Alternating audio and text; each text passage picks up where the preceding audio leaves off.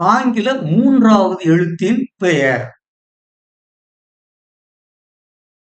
இது ஆங்கில மூன்றாவது எழுத்து. இந்த எழுத்தினுடைய பெயர் சி. இதில் ஒரு மெய்யொலியும் ஒரு உயிரொலியும் இருக்கின்றன. சி. சி ஃபார் சீடர். சீடர். சீடர் என்பது ஒரு மரம். இன்னொரு எடுத்துக்காட்டும் கூறலாம். இந்த சி கடல். C for C. சி. மேலும் சில எடுத்துக்காட்டுகள். SEA, SEE. இந்த ரெண்டு ஒத்த ஒலிகளை பெற்றவை. S, E, C. சீஸ்.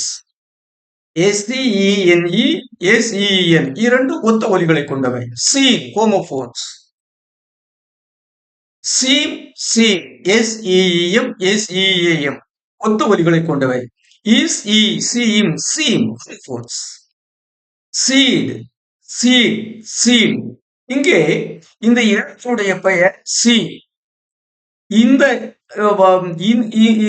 இந்த வார்த்தையினுடைய உச்சரிப்பு கேட். இங்கே முதல் மெய்யொலி இஸ். இங்கே முதல் மெய்யொலி இக்கு. இங்க இஸ், இங்க இக்கு. இங்க உயிரொலி வந்து இஸ், இ. இங்க உயிரொலி வந்து ஏ.